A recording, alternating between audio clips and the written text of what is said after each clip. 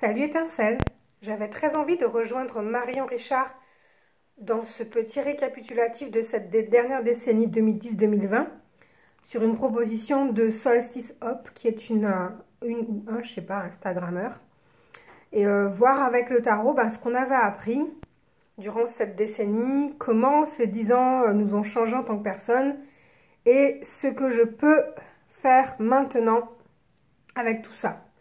Qu'est-ce que j'ai appris? Moi, j'ai appris à devenir une impératrice pendant ces 10 ans. Je dis souvent à mes consultants que je suis une impératrice, mais dans le côté, je suis reine en mon royaume.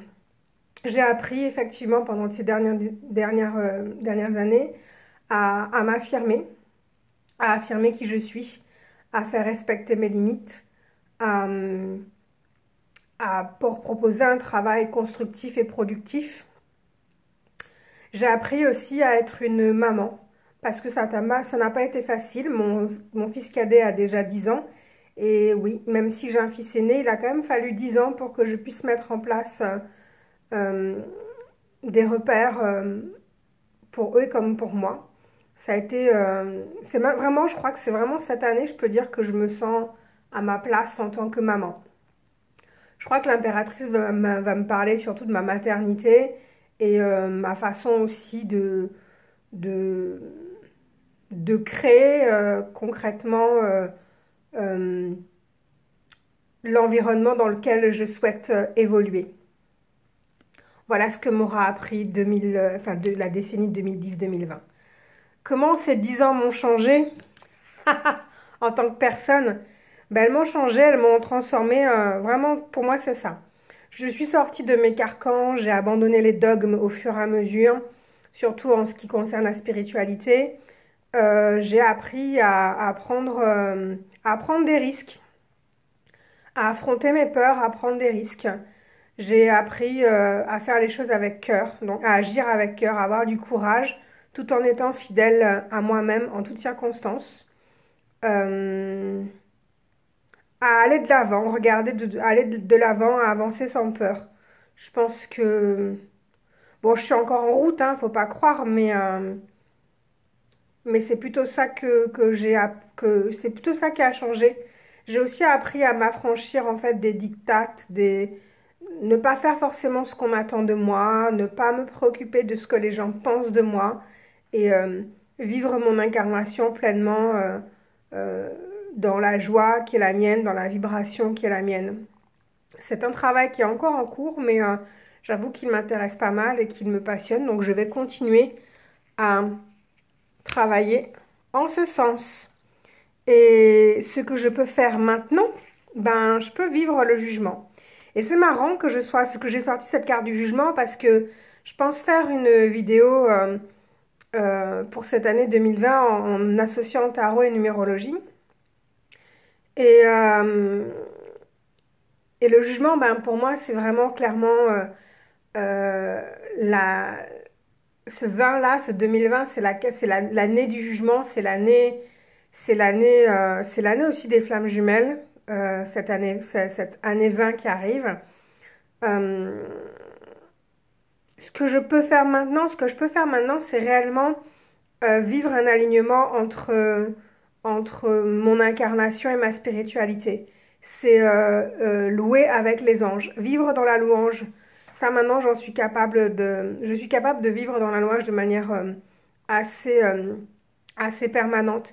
Tous les jours, en fait, j'ai toujours ce temps de louange. Donc, je pense pouvoir dire que je peux manifester concrètement ma vie spirituelle. Je peux vraiment matérialiser mon incarnation, matérialiser ma spiritualité, trouver cet équilibre entre spiritualité et matérialité.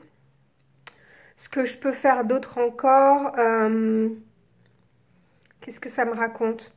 Ça me raconte en fait aussi que le 2 février 2019, après l'accident de voiture qui a un petit peu tout chamboulé, j'étais à un atelier dirigé par Agi Dertenstein et nous étudions justement l'arcane du monde. C'était donc le premier atelier qu'elle faisait sur le tarot. Et associé au monde, j'ai tiré la carte du jugement. Et cette carte de jugement me parlait pas mal de mon accident et me parlait finalement aussi de ma vie artistique, parce que on a cette notoriété là avec l'ange qui claironne, on a cet homme et cette femme qui prient, mais en même temps qui sont comme s'ils applaudissaient cette petite personne qui était de dos. Je vais pouvoir en faire renaître cette année, je crois, réellement. Je pense que je vais pouvoir renaître à moi-même et partir fièrement sur mon vrai chemin de vie. Voilà. Je ne sais pas si ce petit exercice vous a plu, si ça vous parle, mais j'ai trouvé ça assez sympathique, cette proposition qui était faite de travailler avec le tarot. Si ça ne vous branche pas de le faire avec le tarot, pourquoi pas y associer l'oracle qui vous fait le plus plaisir. Moi, je trouve que mon tirage est assez juste par rapport à ce que moi j'ai vécu pendant ces 10 dernières années. Ce travail sur ma maternité, cette libération, et puis ce renouveau, cette renaissance et cet alignement spirituel aussi, voilà. Donc, on se retrouve pour une prochaine vidéo, ça c'est sûr, pour vous parler de l'année 2020 en soi, avec le tarot et la numérologie. Je vous rejoins aussi sur Instagram exclusivement pour vous présenter les énergies mensuelles. Donc ne les attendez pas sur Facebook, il n'y a que le mois de janvier qui a été publié sur Facebook pour vous donner envie de venir me voir, sur Instagram aussi. Je vous fais vraiment de gros bisous, je vous souhaite un très heureux réveillon. Je vous dis pas encore mes meilleurs vœux et je suis même pas sûre de vous les dire parce que en fait j'ai horreur de ça. Je crois que c'est mon petit côté mat, mon petit côté fou. J'aime pas trop, enfin c'est pas que, voilà, mais j'aime pas tout le tralala autour de la nouvelle année. Pour moi, c'est juste la Terre qui a fait 365, qui a fait 365 jours et il n'y a pas de quoi en faire un plat, quoi. C'est tous les jours qu'il faut fêter les nouveaux jours, quoi.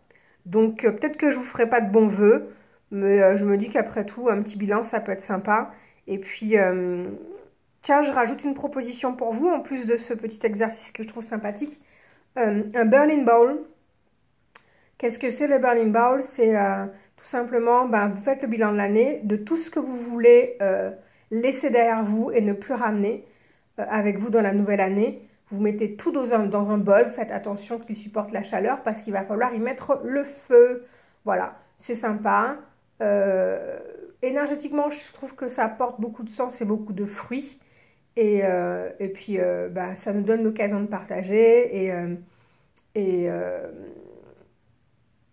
de faire des jolies photos aussi. Et de passer un réveillon de fin d'année un peu plus constructif que de boire et de manger. Je vous fais des gros bisous et je vous dis à très vite.